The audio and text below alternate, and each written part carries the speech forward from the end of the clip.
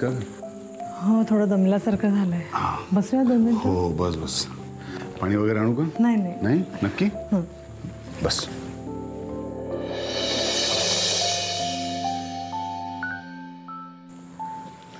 बरं वाटतंय का पण तुला? आज खरंच खूप बरं वाटतंय. मी घेतलेला निर्णय किती योग्य होता हे पटलंय मला. आशू आणि समीर सुखात आहेत रे. बाळही गोड आहे. आता आपलं बाळ येईल, मग आपण सगळेच सुखात असू, आनंदात असू. आज मला खरंच खूप प्रसन्न वाटतंय.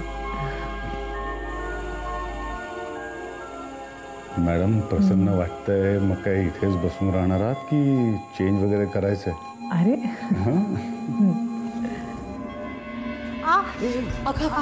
अरे काय झालं हिला? हा मीता, अगं काही झालं असतं म्हणजे तरी बजावलं सांगितलं तुम्हाला की अमावस्येच्या संध्याकाळी बाहेर जाऊ नका म्हणून. रात्र झाली आणि आत्ता येताय तुम्ही परत. आत्या, एक अक्षर बोलू नकोस. आता मला हिची दृष्टच काढायला हवी. अरे बाहेर जाताय बाहेर. क्या दृष्टा कोण आहे? आता बघ ना.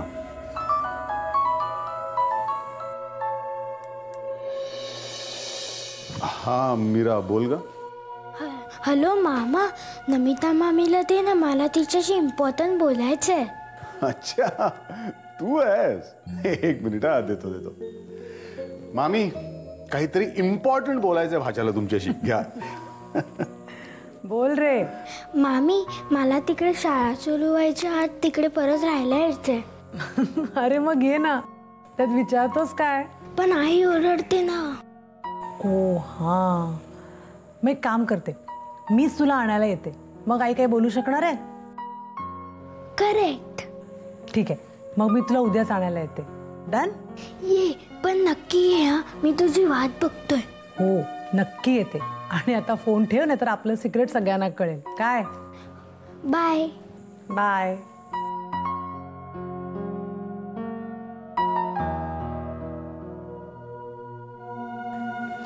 सगळंच माझ्या मनासारखं होतं शुभंकर.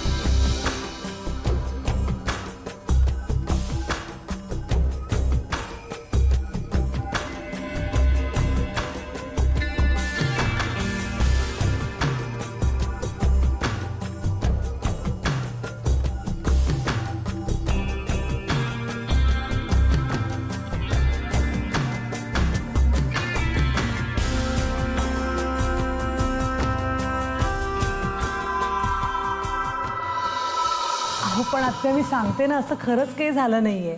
तुम्ही उलट म्हणताय अमावास्या आहे अमावास्या आहे, पण आज सगळं माझ्या मनासारखं होतंय. आम्ही आता रेस्टॉरंटमध्ये गेलो होतो ना, तेव्हा आम्हाला वाटेत आशू, समीर आणि त्यांचं बाळ तिघही भेटले. काय? ती मुलगी पुन्हा तुमच्या संपर्कात आली आहे? त्या पण मी सांगते ना, आशू, समीर, त्यांचं बाळ, ते तिघही खूप मजेत आहेत. मजेत नसायला काय झालं तिला? भरपूर पैसे हडपलेत तिने तुमच्यापासनं. मला एक सांग, तुम्ही परत तिच्या आहारी जात आहात का? नमिता, मी तुला बजावून सांगितलं होतं की अमावस्येच्या संध्याकाळी बाहेर पडू नकोस म्हणून. त्याचा प्रत्यय आला ना तुला? अगं, त्या मुलीची सावली सुद्धा पडायला नको तुझ्यावर. बाई बाई बाई बाई बाई बाई बाई, आता उद्याच्या उद्या मला सिद्धराज बाबांच्याकडे गेलंच पाहिजे. हसते आणि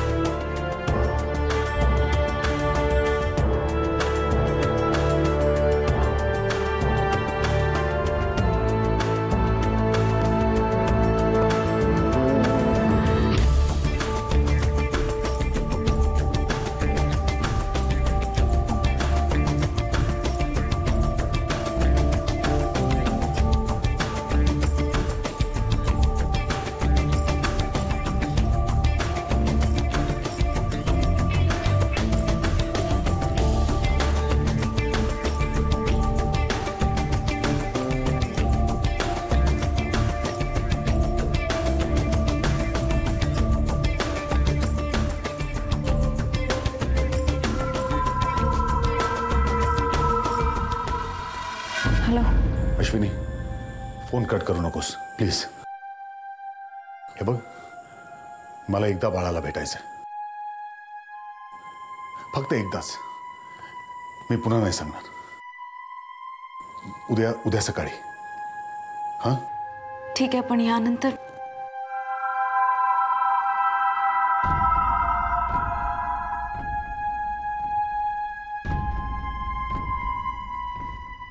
ठीक आहे.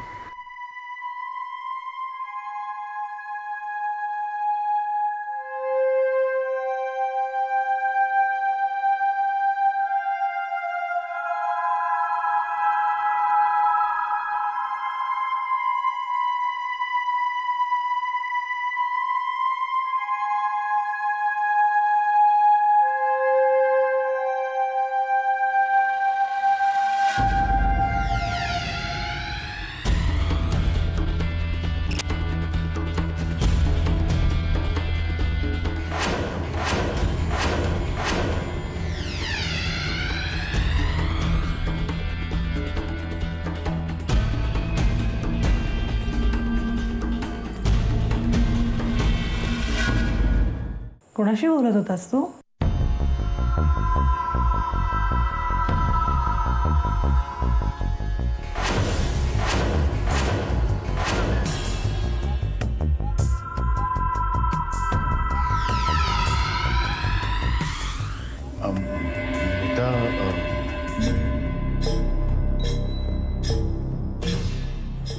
बघू कोणाचा फोन होता.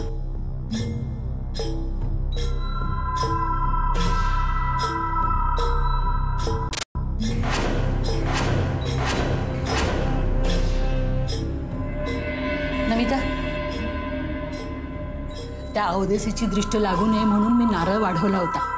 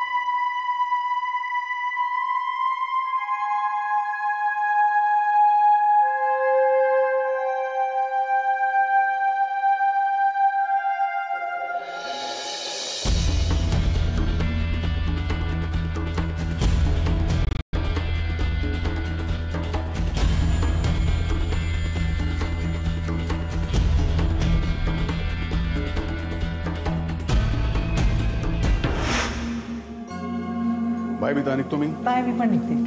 तू कुठे चाललीस? अरे असं काय करतोस, मिहिरला आणायला जायचं ना. अरे हो बरोबर. डांबरट झाला एक नंबरचा. मी आले, एक मिनिट. मोबाईल आणि पर्स विसरले. ओके.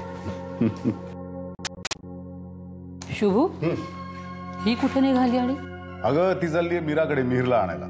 एकटीच निघाली? एकटीच म्हणजे अगं माझी एक महत्वाची मीटिंग आहे ना, तर मी खरं सोडणार होतो पण मी जाते रे तिच्या बरोबर. तिने नाही एकटीने जायचं. चालेल. माझं काय, सिद्धराज बाबांच्याकडे मी उद्या सुद्धा जाईन रे. मी जाते तिच्या बरोबर. त्या कशाला तुमचा प्रोग्राम चेंज करताय? मी जाईन व्यवस्थित आणि मिहिरला छान मस्त फिरवून आम्ही दोघं घरी परत येऊ. तुम्ही नका तुमचा प्रोग्राम चेंज करू. तुम्ही पूजा वगैरे करून घ्या. अगं पण त्या म्हणते तर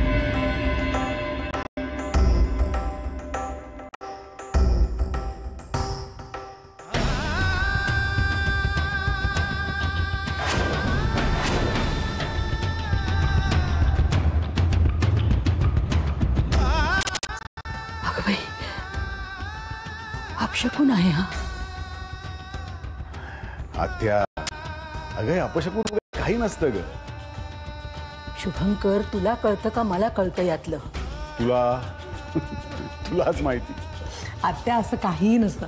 मी पटकन मिहीरला जाऊन घेऊन येते, नाहीतर 10 वेळा फोन करेल तो. मी पटकन जाऊन येते. बरं होतं बाहेर फिरायला जात नाही, पण त्याला घेऊन येते. हा काही नको करू. आत्या येते. बाय. शुभंकर, हे ठोकताळे असे हसण्यावरी नेऊ नकोस रे.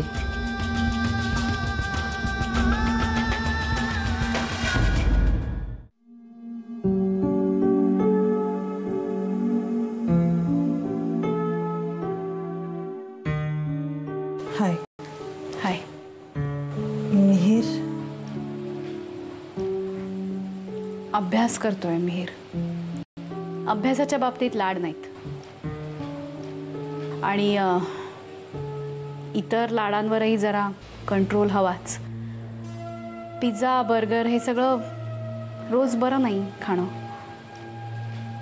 तेवढं कळतं मला मीरा, पण तो माझ्याकडे 2च दिवस राहायला येतो, तेव्हा तेवढा त्याला मोकळेपणा मिळू देत ना. एरवी तुझ्या शिस्तीच्या आड कोणीच येत नाही. तेच 2 दिवस उरलेल्या 300 दिवसांवर पाणी फिरवतात आणि शेवटी वाईटपणा माझ्या गळ्यात येतो. 1 मिनिट. तुम्ही दोघी असा वाद घालत बसणार आहात का? नमिता, तुला मिहीरचे लाड करावेसे वाटतात, बरोबर, पण जरा बेतानी. अगं त्याचे सगळे परिणाम मीराला भोगावे लागतात. मामी मला सगळं देते आणि आई देत नाही असं मिहीरला वाटतंय. त्यामुळे त्याला जरा नाही म्हणायला शिक आता, म्हणजे प्रश्नच मिटला. मीरा, आणि तूही त्याच्यावरची बंधनं जरा कमीच कर. तो सुद्धा अनुभवाने शहाणा होणार आहे. शेवटी काही गोष्टी बाहेरून लादून नाही होत, ज्याच्या त्यालाच कळाव्या लागतात.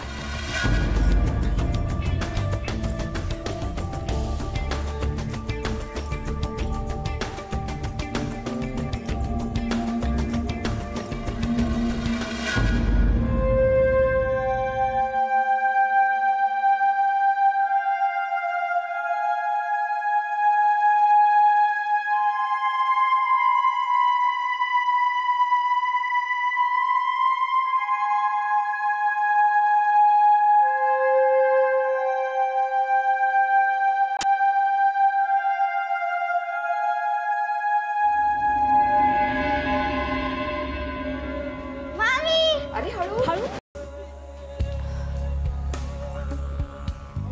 आई, मी 2 दिवस मामीकडे जाऊन येतो. हा, तू आजीला त्रास नको देऊ आणि नीट राहा.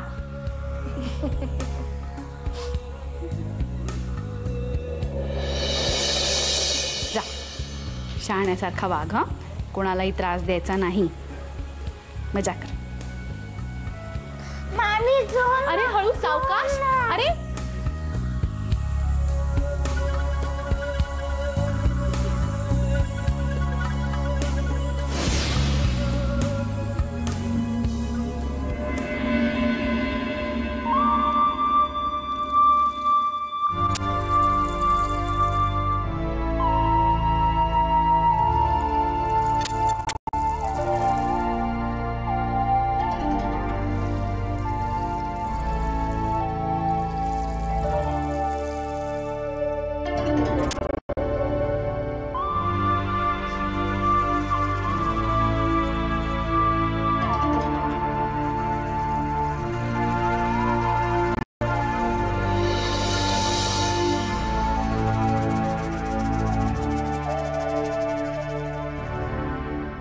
थँक्स आल्याबद्दल. पण मी हे सांगितलं की मी यानंतर नाही. मला माहिती आहे तुला हे खूप जड जात आहे अश्विनी.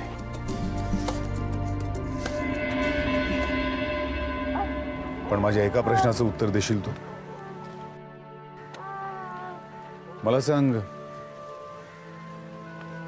तू याला स्वतःजवळच ठेवायचा निर्णय का घेतलास ग? याला एखाद्या अनाथाश्रमात सुद्धा ठेवू शकली असतेस. मिस्टर प्रधान, कल्पनाही सहन होत नाही ना. तू याची आई आहेस, याच्यापासून तू अजिबात राहू शकत नाहीस, हेच सांगणार आहेस ना.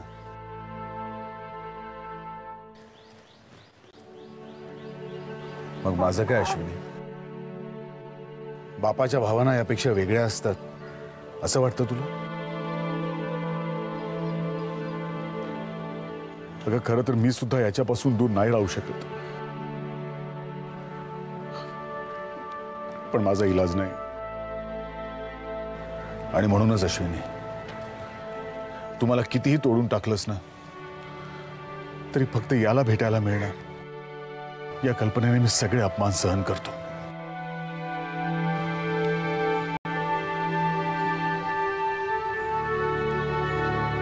अश्विनी,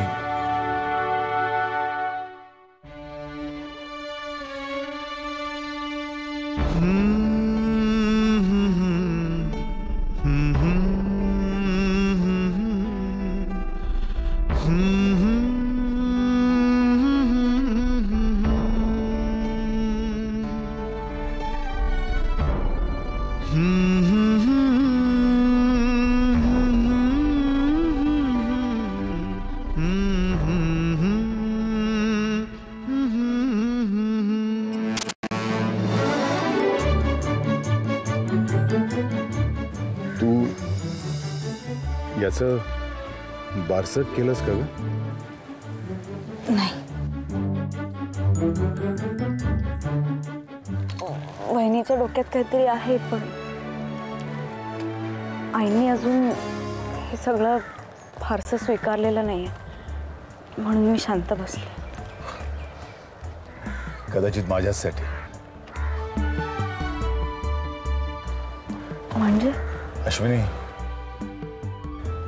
गैरसमज करून घेऊ नकोस. माझ्यासाठी म्हणजे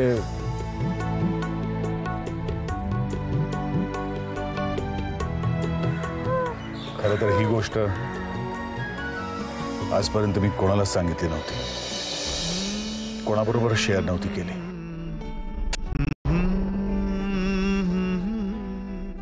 तुला म्हणून सांगतो,